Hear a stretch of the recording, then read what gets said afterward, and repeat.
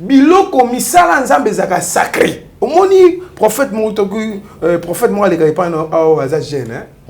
C'est Paul Fulgence hein. Oui, c'est un serviteur de Dieu. Nzamba pakola jeune wana. A marché dans la ligne et que Dieu te bénisse. Ngana croaka na nzambe na ye. Et nazo bonde la pemi po na ye parce que na moment à côté na terrain paysan glissant. Hein? Un terrain glissant mais face à maïli. Pour ba ko do daye, ba o gogolaye. Omoni valeur à un serviteur de Dieu ou sacrificateur de Dieu, ce n'est pas l'argent, c'est la spiritualité qui compte. Il y a moi que papa allait na tant autres ali serviteur de Dieu on a nous prier pour nous ambasser la grâce que et loko ba préparer pour na ye. Hein? Ils ont été.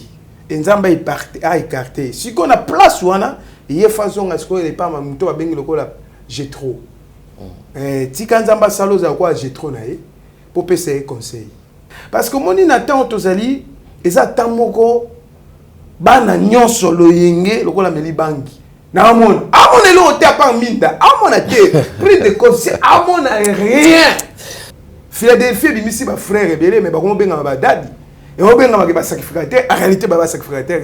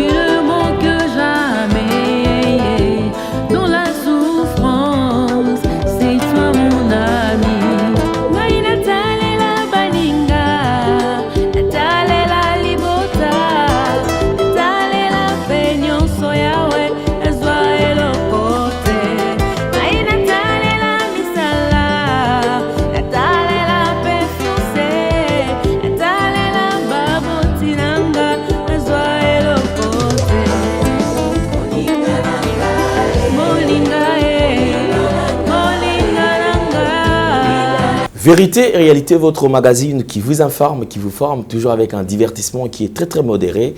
Bienvenue, mesdames et messieurs, vous qui nous suivez sur Nouvelle Tendance Télévision. Nous précisons que nous émettons à partir de la ville de province de Kinshasa. Infiniment merci à vous. Bonjour, bonsoir, tout dépend de l'ère à laquelle vous nous suivez. Nous allons aborder le tout premier élément, c'est la fondation Ndélé au cœur de la nation, ainsi que l'orphelinat Famille du Cœur Christ Rédempteur. Comme vous le savez, vous qui êtes sensible aux cris des détresses, vous avez besoin d'aider les démunis, vous avez besoin d'assister les orphelins, les veuves. Pensez à cette structure et Dieu certainement va tous nous bénir. Encore une fois de plus, bonjour, bonsoir. Shalom, enfants de Dieu. Nous allons aborder ces premiers éléments et on se retrouve tout juste après. Bonjour, chers frères et sœurs en Christ. C'est votre humble serviteur, le pasteur Bayekele Guibobala. C'est à partir de la chaîne Nouvelle Tendance TV. Je vous salue dans le nom puissant de notre Seigneur et Sauveur Jésus-Christ. Alors, frères et sœurs, aujourd'hui, je suis pour vous demander, bien-aimés, à pouvoir vous abonner sur cette chaîne parce que à partir de Londres, où j'œuvre dans l'église Porte Étroite London, et par-ci par-là en Europe aussi pour ceux qui me connaissent. Alors, quand je vis Monsieur Alain Dele avec des jeunes enfants chez Gay, j'avais dit voilà, une très bonne terre et facile, bien aimé, à convertir dans le christianisme. C'était ces jeunes-là délinquants qui manquent même quoi manger, qui manquent un abri pendant que toi tu en attends. Et voilà, c'est pourquoi j'étais venu ici à Kinshasa pour joindre mon bien-aimé et travailler ensemble avec lui. Alors, bien-aimé, contribuer vraiment pour l'œuvre du Seigneur que mon bien-aimé Alain, avec toute son équipe, sont en train de faire. Donc, il cherche à plus se faire de disciples pour Jésus-Christ.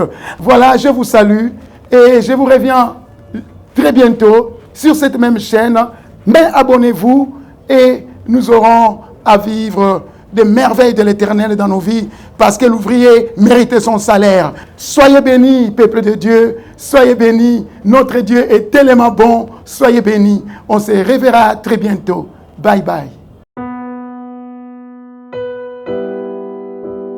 De retour sur ce plateau, une nouvelle opportunité. Désormais, avec 3500 $, vous avez droit à un terrain mesurant 20 de longueur et puis 20 de largeur. Alors, pour plus de détails, on va se rendre sur terrain et écouter ce que les experts nous expliquent. Suivons. Yasika na Kinshasa boye tikala kozala te makelele tata lopango esili Toronto City à Maluku bana RDC congolais opportunité à sikamo na mboka pe sibiso avec 4000 $ ya pamba koma tata lopango to mama lopango avec le 4000 $ okoki kosomba cash ou soit par tranche et salamine ndenge nini obanina avance 2000 $ et le 2000 qui reste au kofuta yango par tranche 500 pe okomi kolo lopango. Toronto City et sika moko très kitoko, parcelle cadastrée urbanisée avec beaucoup d'espace nyonso tout okoluka okokuta yango. Mais narata terrain de 20 sur 20 sur un site accessible urbanisé cadastré, plat, désherbé, avec espace de jeu, espace vert, magasin, marché, peignon surtout pembeli. Eza lisolo te, tala peyoka. Alors, tu as une concession, Toronto City. Tu as une commune à Maluku, dans la ville province de Kinshasa, dans la République démocratique du Congo. Et une concession Toronto City. Et après avoir fait la petite vidéo surtout, il y a immobilier, foncier et tout. Là, il y a géo, localisation, tout pour que tu peux pouvoir la situation. Concession est bandit et pays, si vous avez ma borne Oyo, à deux entrées, il y a raccourci à Makolo, à entrée Oyo, il y a Mutuka. Donc, raccourci à Makolo, c'est-à-dire à 15 minutes, vous avez déjà dans Makada. Oyo Moulaï, c'est juste pour dévier, pour que les élèves soient fiables de ce ça. Dans la situation, surtout, nous avons les avenues, les grandes avenues de 8 mètres et des directions plutôt de 8 mètres et les avenues de 7 mètres. Alors que la parcelle dans Bissau Ezali, il y a 20 mètres sur 20 ou bien 400 mètres carrés. Voilà. Du fait que nous sommes juste à l'entrée, nous sommes au caméraman pour que tu visites nous surtout. La réalité, vous voyez, les bornes sont là, les bornes cadastrales, et puis tu peux visiter nous surtout parce que c'est situation à Moulaï. C'est Mounen est tellement facile. Komi tata lopango, tona komi mama lopango. Yoka pour tout contact, je précise bien. Contact ya poto ezali.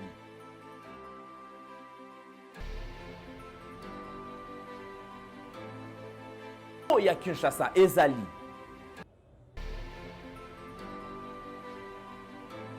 Mbongo ya muke avec 4000 $ okomi tata lopango, to mama lopango. Makelele ya Bayer, bayo.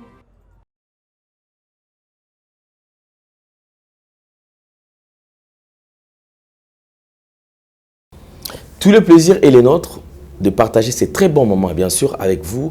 Vérité et réalité. Bosolope Lolenge Yakobika. Nous avons le plaisir de recevoir pour la toute première fois un serviteur de Dieu. C'est un prophète de ministère.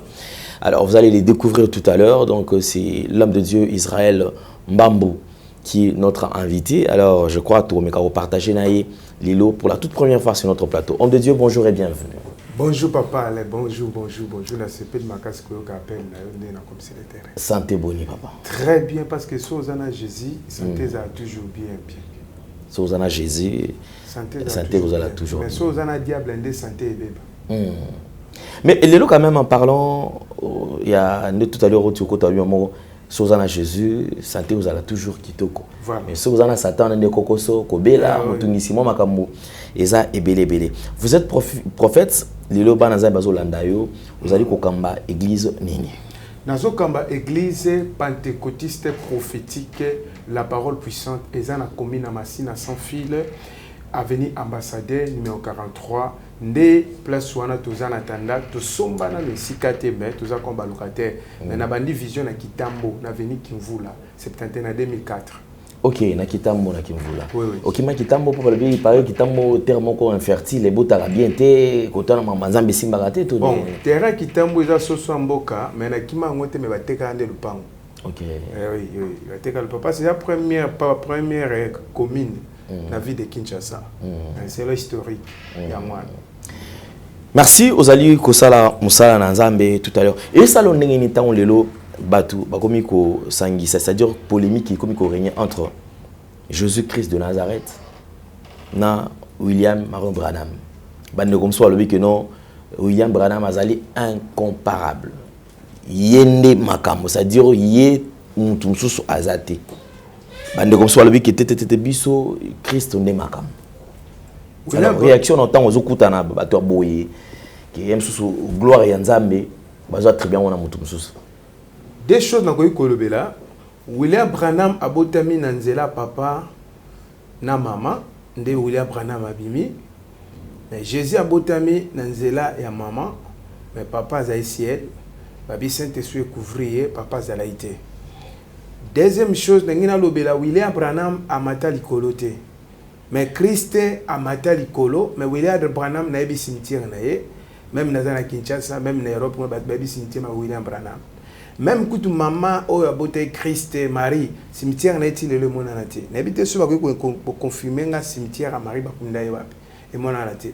Et la raison pour laquelle on compare tes moutons Babeng William Branham au comparé à Jésus parce que William Branham sera séquisé quand ça va Branham il sur minoro pas de film dans bête bango et ça va être balasuka que bo blaquer na maître bo comparer nganaye William Branham a ni le Saint-Esprit ba non ba yebita comment la peut faire la mutute et a fait la peu mutute ba non ba yebita comment apocalypse na yete ces gens il y a mon que William Branham a noté à Jésus-Christ na sans soi.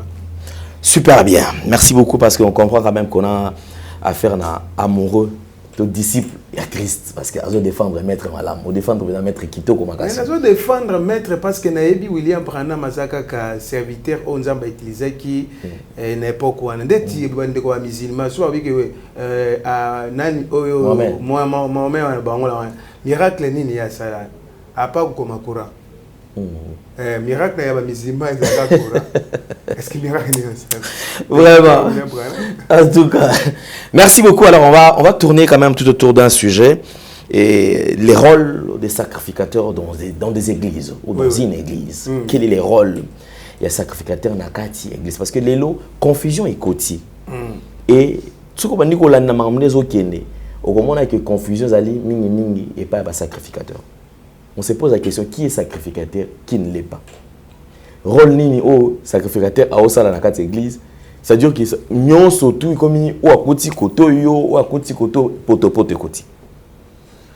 Yami balé et Elboso merci pour la question qui tourne ma case. Tengito qui na écrit 1 Samuel chapitre na yango 21 le premier verset.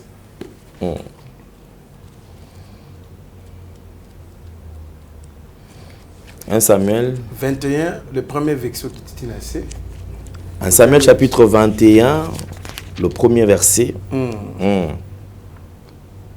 David s'est rendu à Nob vers le prêtre Achimélec.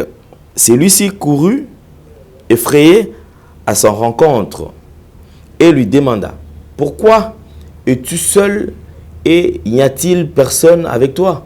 David répondit au prêtre Achimélec: le roi m'a donné un ordre et m'a dit que personne ne sache rien de l'affaire pour laquelle je t'envoie, ni de l'ordre que je t'ai donné. J'ai fixé un rendez-vous à mes hommes. Maintenant qu'as-tu sous la main? Donne-moi 5 pains ou c'est que tu trouveras. Le prêtre répondit à David, je n'ai pas de pain ordinaire sous la main, mais je peux te donner du pain consacré, à condition que tes hommes n'aient pas eu de relation avec des femmes récemment. David répondit au prêtre, nous n'avons pas eu de relation avec des femmes. Comme toujours, quand je pars en campagne, les affaires de mes hommes sont consacrées. Même si une expédition a un caractère profane.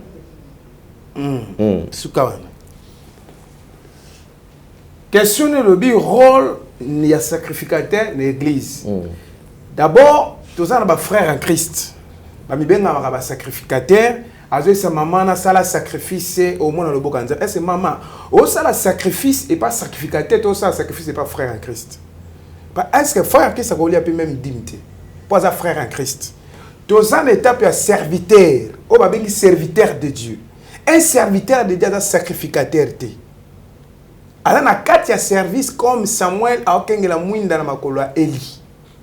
Pour mwinde kufate. Est-ce un serviteur de Dieu goti okakupe sa ordre na maman azana poto, to na maman azana Kinshasa pesa sacrifice na yo nzamba ofungola lola pona. Mais yango tout le monde a. Yango na lobi place des ordres. Na tangela un serviteur de Dieu aza sacrificateur parce que aza ordonné aza consacré. David azo kende pas sacrificateur. Azo kutana sacrificateur azo tourner pourquoi koluka ngai. Alobi na ye kozwa eloko o batinge pa roi Saoul lipa. Mais alingite mutaye babite nazana mapa ordinaire te nazana mapa o eza sacré, consacré. Biloko misala nzambe zaka sacré. Lelo tozomona un pasteur devant politicien a ofukama. Mais politicien ça ya kotelema. Mais charlatan devant politicien a ofukama dosa charlatan. Ya mona que non, na temps otokomi ba sacrificateur ba jouer rôle na bango na kati église. Pourquoi? Parce que bana lelo aza consacré te ordonné te. Papa le eloko e bomba ba serviteur e ba serviteur na ba frère pas les sacrificateurs et zabanine. Ezali que lokoso parce que muto ba consacré te ba ordonné te obenge sacrificateur. Pourquoi?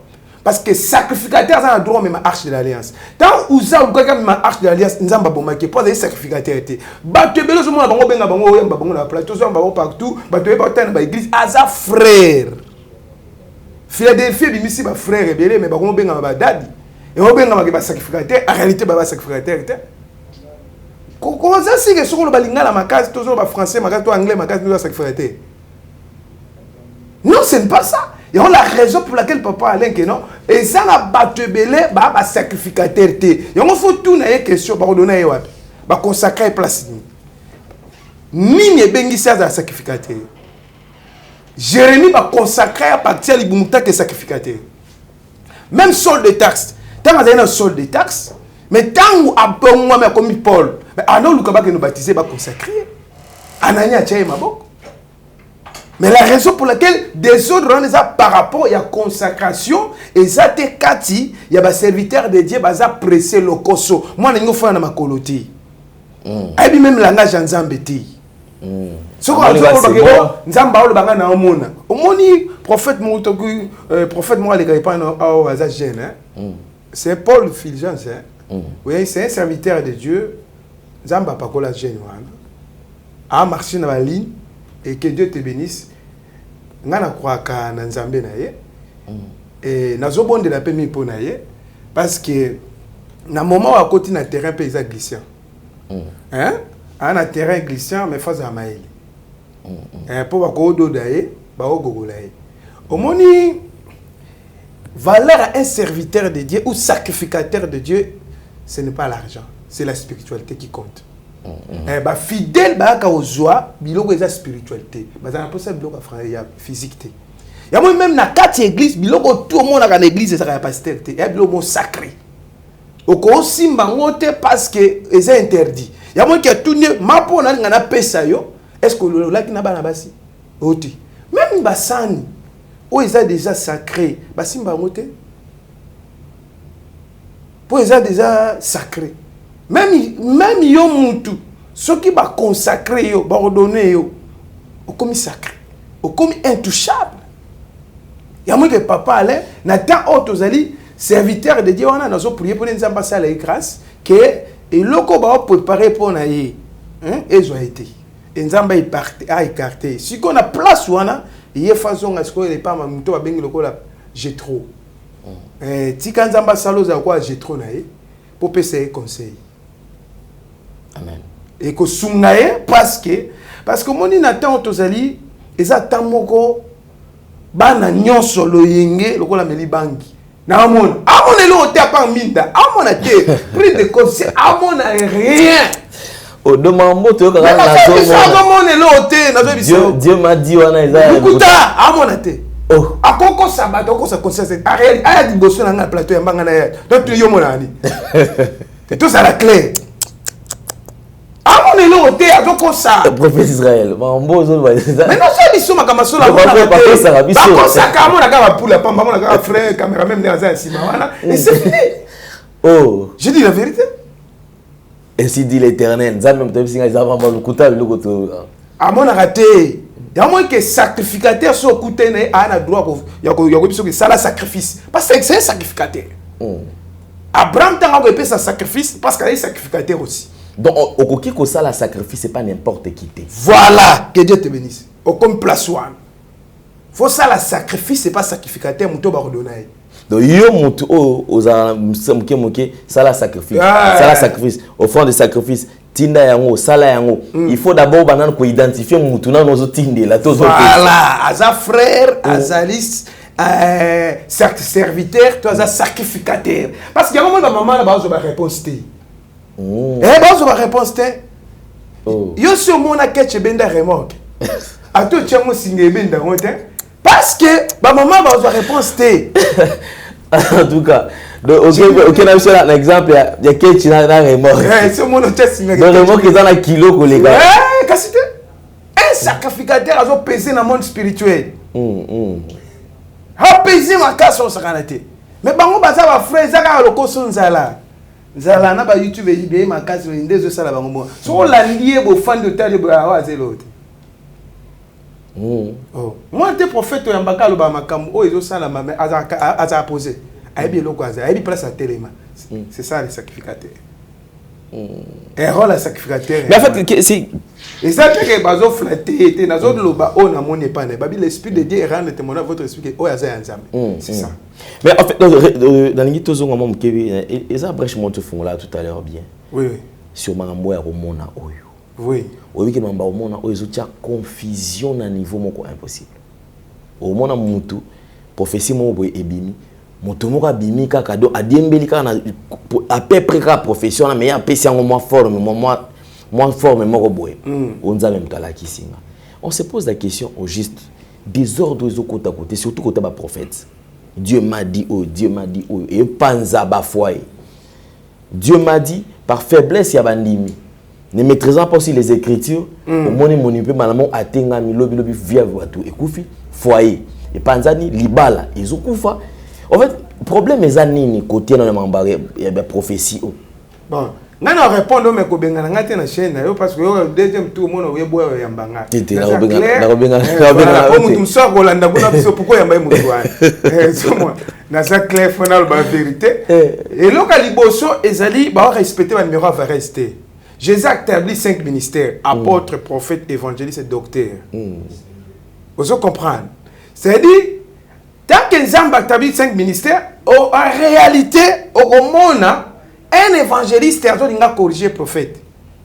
L'esprit des prophètes est soumis au prophète. Comment il y a évangéliste a corrigé le prophète? Il y a pasteur, il y a même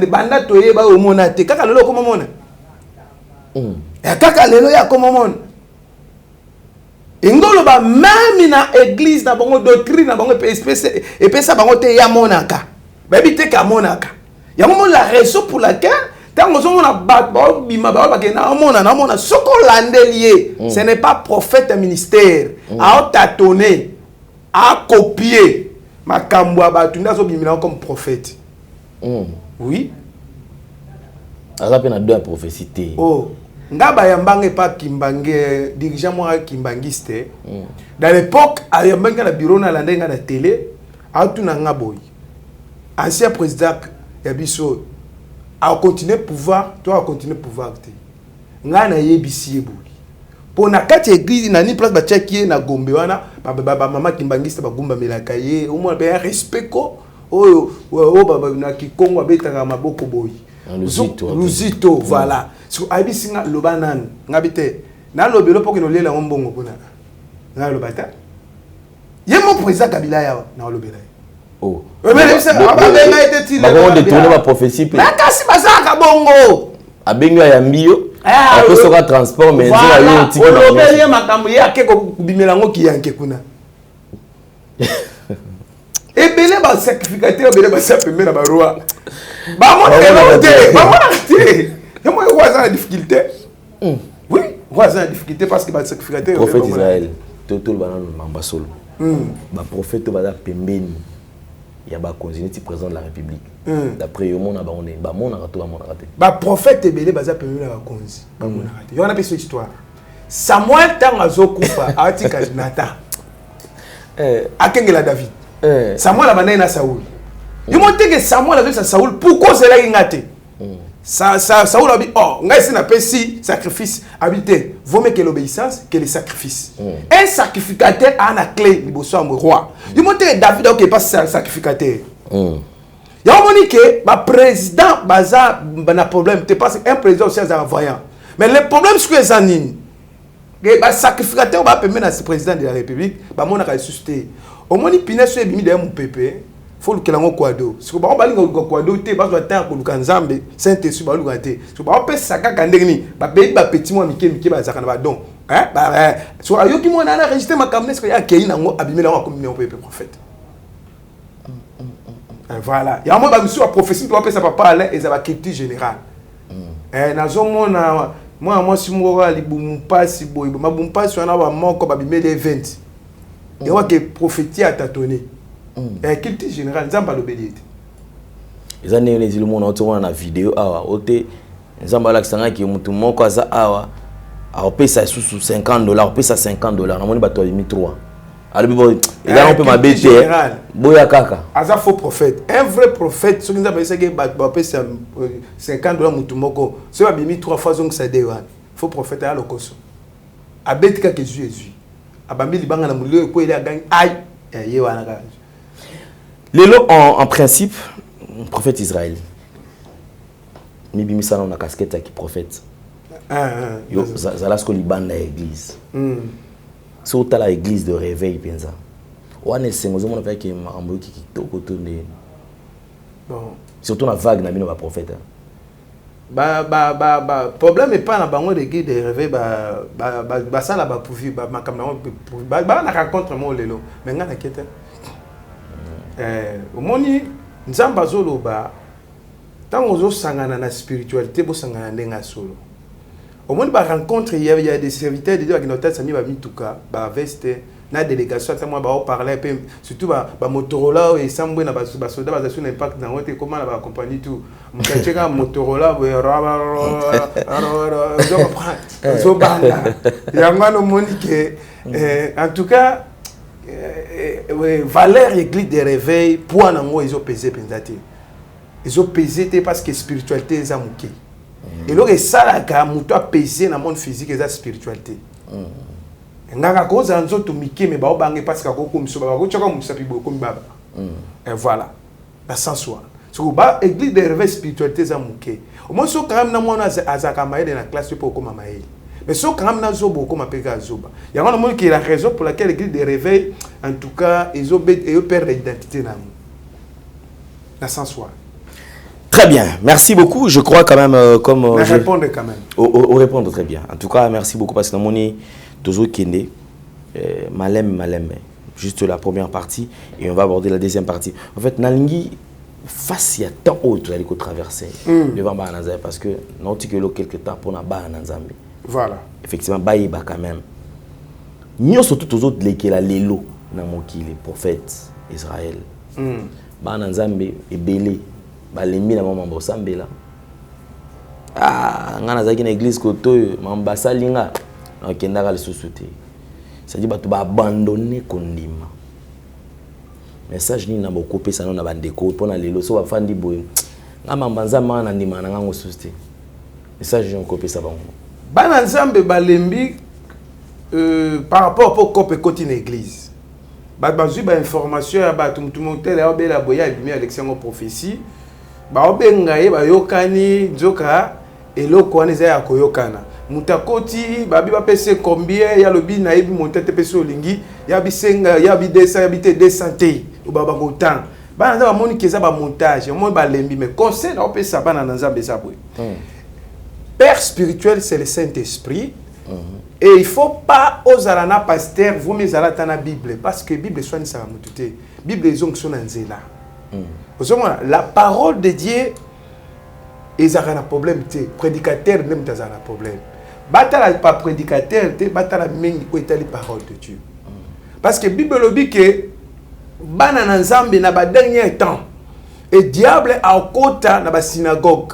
On a détruit ba Jean Nzambe a obebisa ba sacrificateur rebelle so bana na Nzambe na temps auto komi bana Nzambe bazong sa foi na bango na Nzambe balanda te ba makambo ezo passer ba toi ba sala ba makambo ba internet ba obebisa makambo rebelle eza bango te eza ba maison xy ba kota ndesko ba maison na ba komo obebisa bango ke non ba sala biloko wana pour décourager ba chrétien. Mais un chrétien, au attend la Bible, est trop spirituel, à autant la Bible parce qu'il y a des chrétiens charnels, il y a des chrétiens animaux, il y a des chrétiens spirituels. Il y a un 5 ans dans Nzambe, bah ça là effort, bah mi baxel sous na vie à prière ma casse, bah banda pe ko bonde la pour ba sacrificateur, ba serviteur, ba bungi pour ba zonga na nzera. Voilà pe que ça la mal parce que eloko lelo elembisipe ba sacrificateur ba sous ma casse et ça par rapport à l'intercession dans l'église.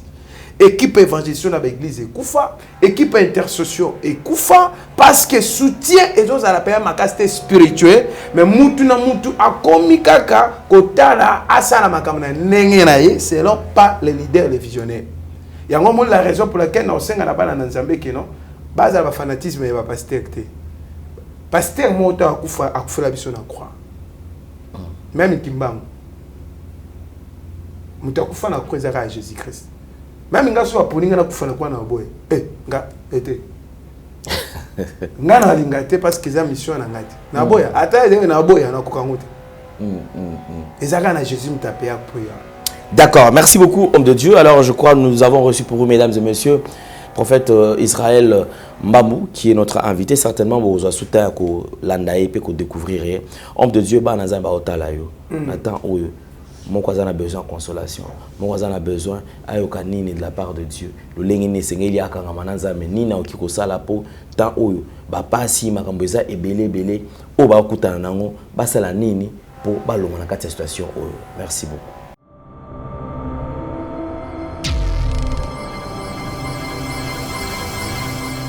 Merci Bandeko Bolandi, le prophète Israël Mbambu Oyo Bolandi en direct. Nangina lobelaba na Nzambe moke na likambo etali la prophétie. Et ce total na livre 1 Samuel chapitre 9 le verset 6. Bayoka ki sango ya prédicateur te, bayoka sango un prophète azali na mboka wana. Mais prophète wana azali considéré nyonso bandako lobebanda ko kisama. Mais balobi so toke pas prophète toropesa nini. Mais prophète apesa ki prie à montant te ya mbongo. Mais bon, bah, mais seulement quelque chose. Prophète, on a dit Samuel, comme on a dit, prophète Samuel, a été sacrificateur. La prophétie, ils ont parlé 3 temps. Et parlé passé, présent et futur. C'est-à-dire, dans 4, il y a révélation, tu as la parole de connaissance et des paroles de sagesse. Ceux qui sont chrétiens, ils sont encadrés par prophète. Et le quoi liboso et panayo, il faut un esprit à discernement. La prophétie biologique, tu examiner prophétie, mais tu critiquer en côté. Mais il y a mon avis, c'est place aux alliés partout dans le monde entier. La prophétie, c'est la parole de Dieu. C'est l'Apocalypse chapitre 1, le verset 3. Balobi to tanga parole, eza parole prophétique. Na kati na vie na yo, tant que ozali wana, ozolanda bibingai en direct. Ozali dessus na ba prophète, ozali dessus na ba makambo ele kana ba église, na biso bien zongisa foi na yo dans le Seigneur. On comprend que non, kati na yo on dit la église, on dit la Christ. Parce que charge église, Jésus appelle ça pas Pierre. Abi Pierre, quand on est dans bâti église, kati na yo nde nako bâti église et quoi il sera séjour des morts. Yango la raison pour laquelle pasteur akufaka mais église ekufaka te. Yango na bisa ndeko zo nanga adire ozaka prêt à contribuer na œuvre ensemble. Ozaka prêt à sunga bisala ensemble parce que muto andima kolongola Christ na croix. Ezalaki na disciple atambola na Jésus te mais papa moko bima kaka bité ngana ndimi na matanga ne en charge. Le église pentecôtiste prophétique la parole puissante to zanga bise to changer ba lié pourquoi parce que tout ça va locataire mais ça na mutu moko botamaka na mbongo te mais nzamba pambola kayo et ça na mama moko botamaka na mbongo te mais nzamba pambola kayo mais soki hôtel mobité na soutenir église atoza na quelque chose à valeur atoza na mbongo atotini mbongo na nzela chaîne oyo bako somba lupango église bako tia komba prophète Israël te bako tia kombo église parce que l'église est une personne morale yango moni ba o ba tia ba kombo na bango na mapango ba église baza na ba problème devant Nzambe yango la raison pour laquelle ndeko nanga place aux Olandanga na tel sur comment okoki kozala ko soutenir l'œuvre de Dieu comment vous allez encadrer na maboka un prophète la prophétie est très profond na impact na Bible ba prophète ba sel impact na Biblia comme na Bible Genèse d'Apocalypse au moins ba prophète na ba apôtre ba sel impact et on la raison pour laquelle tant que yo zawana Hollande biso en direct na biso bien Nzambe a capable ya ko bikisa maladie nyonso un sacrificateur appelle ça la solution à problème un sacrificateur abanga la sorcellerie abanga magie abanga nganga pété nene sande ko so na siko tant que tu es devant sacrificateur quelque chose à la maladie il y a barre quelque chose à la maladie à cancer quelque chose à la maladie à tuberculose quelque chose à sidétique quelque chose quoi épileptique quelque chose à pipi quelque chose au monde abandoto mabe mais nengina biso bien que devant un sacrificateur Nzambe est capable et on peut sa solution na problème là avec l'onction il y a pas de barrière avec l'onction il y a pas la distance na ko bonde la pono calamité et Nzambe ya lola a okitape a komi mon sana fina yo nengina biso ba sacrificateur to komi na temps ya époque Eli na ba prophète Abal na époque Eli a le discours ya ba Baal na Jezabel na makambo be abisi Akab tozo matana montagne Nzambe o akokita moto na koni na sacrifice yenda zanzam bien aimé dans le Seigneur il y a un moment tant que Eli a mataki ba prophète Abal o ba ya Nzambe umelaka te ya sate umelaka parce que Baal asala ke lo te mais Eli a prié ga muke miracle salame pourquoi ba saka o sala sacrifice na katia sacrifice et ganga ke pesa ka résultat na katia sacrifice te to la place ba benga adoration okoki jamais ko adorer Nzambe sans sacrifice na maboko yamoni Abraham tango ke pesa sacrifice ba tuno zo ke ba bina ke ko adorer yamoni la raison pour laquelle tant Salomon na 1 Chronique chapitre 7 premier verset Salomon zo tumba sacrifice bien le dit que la gloire de l'Éternel est côté na katia temple même les sacrificateurs ba ko contacter pourquoi parce que gloire ezala makasi un sacrifice tango zo pesa sacrifice ezo ganga ezo fongola makamna yo peso même la résultat offrande et zéro musus action de grâce et zéro musus deal et zéro musus sacrifice et zéro musus il y a un moment la raison pour laquelle ndekonanga place aux alliés que sacrifice et gangaka yo tumbela Nzambe sacrifice mais si te sauvi na yo ezaka ndengwa non nandimi ko tumba ko pas frère nandimi ko tumba ko pas serviteur mais soko tumba ko pas sacrificateur il faut et ganga il y a la raison pour laquelle même Jacob il rend la sacrifice il y a que la raison pour laquelle tant que tu es enfant de Dieu aux aura tant na yo à disposer sacrifice ces années sacrifice au telemi pe na mo yo tie et sacrifice au telemi obité manifestation à campagne au mubimba na zui charge na ko banda na ba instrument biloko tuna salle de et sacrifice aussi obi achat par obité na zo somba église wana le pan et ça fait sacrifice Nzambe atalaki Moïse na livre souvenir pourquoi parce que Moïse a ébisi Nzambe boye parce que Israël Exode chapitre 31 le verset 39 on dit que Israël a commis qui péché mais alobini ba Moïse ozo attendre ça na problème à sorcellerie on a malade ba ki maka na hôpital ba ki ma pas sacrificateur donc on a tourmenté église quoi cité de refuge au qui me pose à la protéger vas-y Moïse to sali péché contre Dieu mais yo lobela biso Moïse avait comme avocat dans le monde spirituel comme sacrificateur aye koloba boye lokola peuple nanga basumuki liboso na yo na kosenga na yo olimbisa peuple Israël soko boyi kolimbise longola kombo nanga na livre souvenir nzamba tela bi na ko perdre Moïse te na ko perdre ye Moïse l'âme qui pêche c'est l'âme qui mourra. Ça veut dire quoi? Moutou asumuki ne moutou anande moutou malédiction peut tendre. Mais Moïse a défendu le peuple Israël. Et là ozanga ndeko moi ndeko mobile, ozangi encadré spirituel, ozangi défenseur dans le monde spirituel, o kolobela yo. Ozanga ba fox moi kindo kina famille, fox moi sorcellerie, banganga, o discuter na charlatan ozanga biloko mo nganga, na Londres ozanga biloko mo nganga na mboko ozanga ngoma, oyeba te sacrificateur ni na ko pese lokwana. Et ça nga passe un sacrificateur akangi photo na mutu moko soit des païens mais mutu ngo pe abongwa mate omoni photo kitoko za na impact so kanga na photo na mutu azala ki païen akomi chrétien na Ephésiens chapitre 4 5 et le Bible autrefois nous avons la ténèbre mais maintenant nous avons la lumière il y a une place aux alliés mais il y a quelque chose tant que nous les chrétiens les sacrificateurs les serviteurs les sacrificateurs toujours que nous devons appareiller il faut appareiller va se repentir il y a une carte église combien de fois baptême cette baille en Yesu et ça la carte et ça la jamais il y a une mission que on comprend que un sacrificateur a bien la ténèbre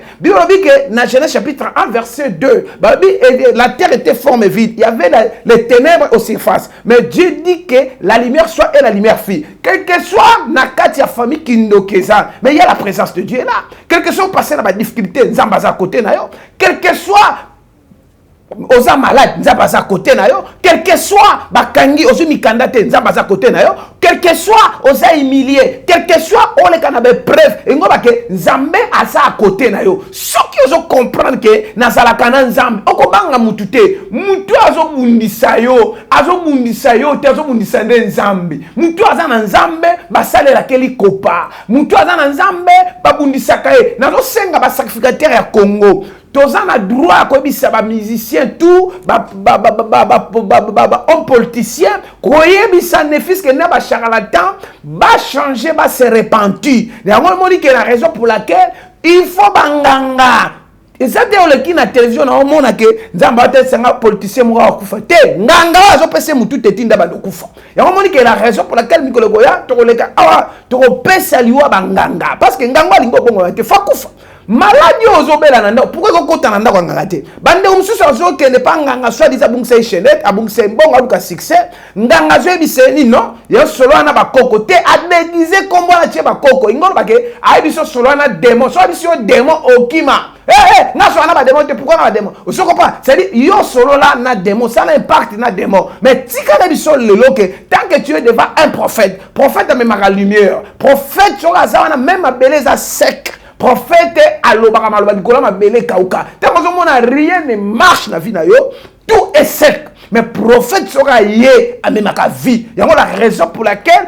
tant moi soit sala qui sacrifice ma casse femme synamite mais prophète a télémaka bi moi soit to salele gaza lobi azan de l'autre côté mais tant to yaka a to mona ka mwana te mais prophète agangi alobi na ebenga yaya tant ya bisi maman année prochaine tu embrasseras un fils maman abi koko sangati habite na yebi mandimi boka ngabia bandimi apoto na Kinshasa partout dans le monde entier boye batango sambela l'église tel foye ba rôle ya sacrificateur au sambela spiritualité les ndenge nini yo zoke lo bata mapembela muto ana grâce te mais akobombo comment azana alliance sans embêter ya moni que moi sur avancer na ndako général na les syriens abaki que sebisi madame na soki patron akuta na prophète na ngai les précoci là ndeko nanga l'église ce n'est pas chorale l'église ce n'est pas l'endroit où l'église c'est la résurrection l'église est la place où il peut faire résultat ya moni que ndeko place aux ali nzambe akiti pour appeler ça résultat na vie na yo ya moni que tant moi ça le bibongo général naman moi si na yeke ça y est général akeko lukaye tant akutana ki na prophète mais prophète tindi maloba kwa kama 7 fois journée abikaki le problème ça au compte na problème dans l'église obimaka na problème moi ça a 18 ans l'église azaki kunkurube mais Jésus t'a rencontré dans temple abi s'attaque pendant 18 ans Dans Luc chapitre 13, je passe. Et Bible dit que tant qu'on a crié dans Satan bimi dans d'autres mois. Pendant 18 ans, il a courbé, a commis tout droit. Mais comment pour que dans l'église, nous connaissons, on peut s'affranchir, on peut s'accadim, on peut s'action de grâce. Mais comment si on a un problème? Dans la église, dans la grâce, il y a des, dans la église, il y a un pasteur à cause, un prophète pas cause, évangéliste à cause, docteur à cause, apôtre pas cause, il y a vraiment la raison pour laquelle, tant qu'il y a un problème dans l'église, il faut un résultat. Comment il y a un ndokikaka? Comment il y a un charlatan? Tant qu'on a Christ, Paul a dit, si je vis, ce n'est pas moi qui vis, c'est Christ qui vit à moi. De même chose, Paul a dit, mais biso betu koloba eli ba yeko kanga ya lobi soki naza mosel na nzambe tika moto ekite tumba ba groupe et tumba groupe wa. Mais pourquoi ba kanga ka elite ndeko mwasi place aux zala na édition bien lokolo za chrétien na païen za deux choses différentes. Ngolo ba ke yo za na spiritualité, yo za na connaissance, oza likolo ya païen. Mais païen lelo a komi ko leka ba chrétien soit disant betantango ba non ngai na minute yo naza likolo ba ya ba Kristo. Non. Ndeko comment place au teka mutu au teka na za na ndoki biso non longwa na isiko yo parce que ndoki aza ko freiner. Non. Ndeko nga tika ne bisayo bien la quel que soit place au sangai nandoki yo folonga. Jacob a pas là-bas. Akuti là-bas na kindoki a machi makas. Mais Jacob a banga là-bas. L'ange de l'Éternel accompagnant Jacob qui est pas là-bas. Bandoki a là-bas qu'on a senti que mutu azoya aza puissant à makas. Tant qu'on commence là-bas. On quitte à salir là-bas pendant 14 ans. Maintenant 14 ans là-bas il que non. Bangombo ba obima tache Jacob a dit bangombo obima tache basa yangai. En Israël les gens rares ngombe abima tache. Mais Jacob a un esprit supérieur à ma casse spiritualité. Aïe kosani un prophète a dit elo asa na monde spirituel. Akati banzeta che batase. Aketi ba place ngombe ba mela ka mai. Ba meme. Tant bazwa ko mela mai ba meme. Ba botini ba tache. Ngolo ba keno l'onction ya Jacob et l'obaki. Tant Jacob a compris que là-bas, au tel mission et c'est là qu'il a quitté là-bas à quelle place monsieur. Na comme na souka il y a prédication nanga. Pour la hôtel c'est ok ndeko nanga. Yom to yamba na Jésus te. Ozotamwa na kati ya lisumu, ozotamwa na kati ya pite, na kati ya makambo mabe, Jésus-Christ est capable ya osunga yo. Yom tumbongo no esalaka na makambo ezanga tina et esalaka likambo go peso vite, mais lelo zui de sobité, il faut na contribuer œuvre nzam église za ndoa. Na ngina bonde la pono mtozo la nga en direct. Na yebi douleur oza na ngote oza ya makolo, ko ya libumu, na yi problème na yote. Na pesio seulement que foi problème na yo monango bimisango na nzoto tel sango liboso na otyango libosa mesa nga na prier pe na briser yango. Je pense que nazo croire que soki ozaka na succès na vie na yo akima yo a libérer ndako na otika yo na bandi ko bondela Père céleste na prier pour na bandeko nyonso bazolanda ngai na lobi miracle et pesamel yom tozana ba beki ozana chaise roulante Kobangate, na ba onction ya guérison authentique à distance. Na libérer l'ange à guérison miracle. La Bible dit que voici je donnerai la guérison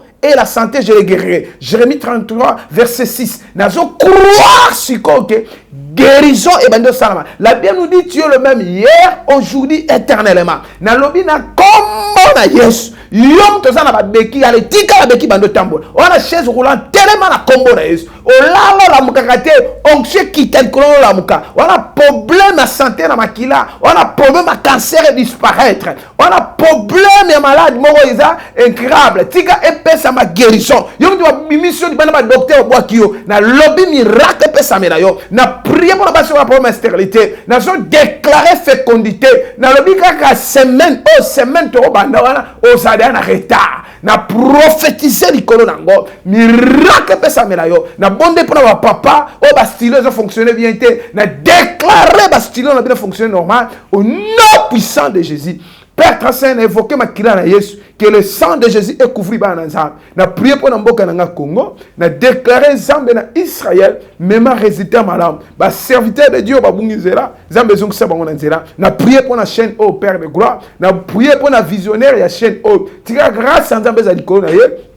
Famille na mobimba, pe na prier pour les travailleurs, base à la béni au nom puissant de Jésus-Christ. Dans la chaîne au Père de gloire, tika impacté za makas grâce à Nzambe za likolo. Na bengani ce jour de mort et le mona kati ya communauté pe na kati ya chaîne oza musika au nom de Jésus-Christ. Na ndimi que 1 mois et demi Nzambe fongola ba porte ya makas pour la chaîne au ekeliboso au nom puissant de Jésus-Christ. Na pamboli au mona Nzambe olandenga en direct. Tiko za la béni au sabbat quand je prie pour les étudiants grâce à Nzambe za likolo na bango au nom de Jésus-Christ de Nazareth. Na bo sainte bandi ko na este tika Nzambe azali ko na bango na kombo na Yesu Masia. Amen. Que Dieu te